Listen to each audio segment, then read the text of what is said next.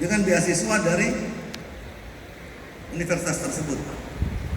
Anak ini SD-nya enggak 6 tahun, karena pinternya 4 tahun selesai. SMP-nya setahun selesai, SMA-nya setahun selesai. Anak ini jenius, dia terima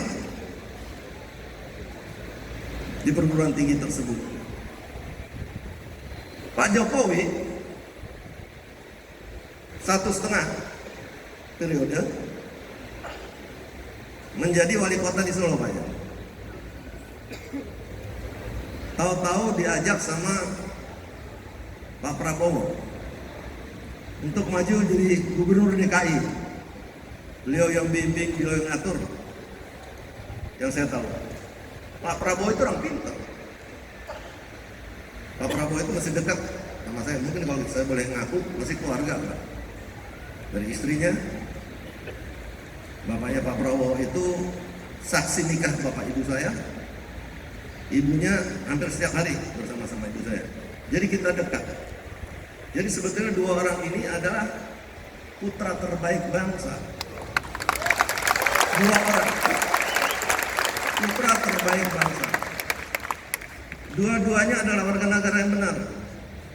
Di dalam pilpres ini bukan untuk kalah dan menang, tetapi ketepatan memilih seorang pemimpin yang akan membawa bangsa kita ke masa depan yang lebih baik, yang dapat mewujudkan cita-cita pendiri bangsa kita,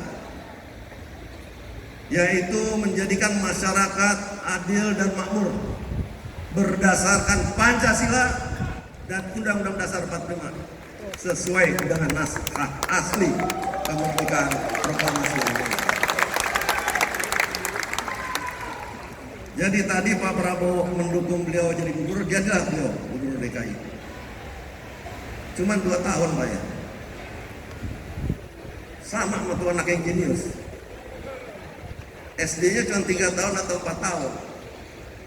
SMP-nya cuma setahun, nggak sampai selesai. Terus ada pilpres. Lucunya ketemunya sama Pak Prabowo. Jadi orang pintar yang memilih ini, ada orang pintar. Jadi beliau, Pak Prabowo itu pintar, bisa memilih ini orang pintar. Ini orang yang bisa membawa DKI lebih baik. Di DKI itu kalau gubernur bisa di DKI lebih baik, di Jakarta itu gampang. Di Indonesia lebih gampang lagi. Karena Jakarta ini adalah Indonesia kecil. Coba suku apa yang nggak ada di sini? Suku apa yang nggak ada? Rumah adat apa yang nggak ada? Anda ke taman mini komplit. Alat musik apa juga ada. Jadi jadilah beliau dan terpilih. Dan lucunya apa yang diributkan? Janjinya 5 tahun sampai selesai. 2 tahunnya Solo ditinggalin, DKI ditinggalin, jadi presiden. Kalau sekarang jadi presiden mau ninggalin kemana Pak? Sekarang beliau meninggalkan masalah-masalah tersebut. Beliau akan menang dengan baik, jujur, sabar, dan dengan dukungan kita. Jangan kita jadi orang-orang seperti ditutup, seperti kuda ditutup matanya cuma diarahkan oleh kusir. Kita harus melihat kenyataan. Kalau kita sekarang sakit, kita sakit sama-sama. Zamannya Bung Karno kita sakit sama-sama tahun 60-an. Saya anak tentara sempat ikut makan bulgur, ngantri sebagai anak tentara. Bapak ibu dapat 5 kilo, kita anak-anaknya 2 kilo. Kita ngantri bulgur, itu makan sapi di Amerika. Itu beras ditumbuk sama jagung ya. Ya Mas Pram ya. Tapi itu cara pemimpin nasional kita mendidik kita untuk apa? Berakit-rakit dulu, berenang-renang ke tepian. Bersakit-sakit dahulu, bersenang-senang kemudian. Nggak ada orang sakit, dibilang sekarang negara kita sakit, memang sakit. Hasil penjajahan karena korupsi, karena pimpinan-pimpinan yang tidak benar sebelumnya. Sakit, tapi orang sakit itu bukan dikasih permen, dikasih coklat biar senang. Orang sakit itu disuntik sakit supaya sembuh. Minum obat yang pahit supaya sembuh. Sehingga marilah bersama-sama kita alami kesakitan itu, pahitan itu untuk kebesaran negara kita di dalam mendukung Pak Jokowi. Sekali lagi saya terima kasih kepada semua anggota. Saya harap buktikan pada waktu kata sambutan Bapak Jokowi selaku calon presiden kita yang bernomor urut 1, buktikan bahwa Anda adalah pemuda Pancasila yang disiplin. Kita selalu dibilang apa? Haram jadah. Ini pemuda organisasi haram jadah.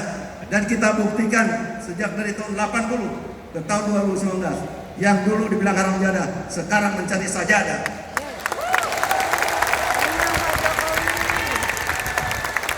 Yang nenteng-nenteng sajadah, sekarang semua haram jadah. Masuk penjara dan saling bertengkar. Untuk itu saudara-saudara, saya ucapkan terima kasih. Apa tugas relawan? Bukan teriak-teriak, jalan baik-baik, datang rumah ke rumah, siapa yang Anda kenal. Kalau perlu yang udah dukung lain bisikin, ngapain lu ikut gua aja deh, enak. Nyuntiknya gak sakit. Paling bengkak-bengkak dikit. Gak tahu kalau besoknya cengkrong. Jadi dengan baik, santun, saya minta para relawan, kalau ada hoax, ada orang yang macam-macam, tegas tindak, saya tanggung jawab.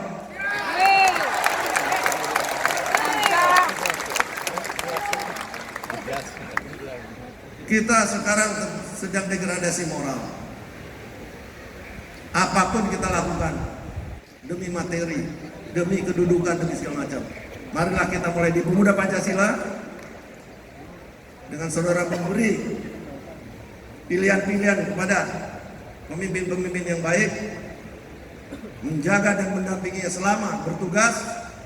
Saya yakin, hakul yakin, insya Allah bangsa kita akan menjadi bangsa yang salah satu yang terbesar di antara 10 negara di dunia. Paham? Apa yang nggak boleh? Apalagi? Nah, berarti ada anak PP yang dengar. Saya takutnya nggak dengar tadi. Ya, sekali lagi saya ulangi ya.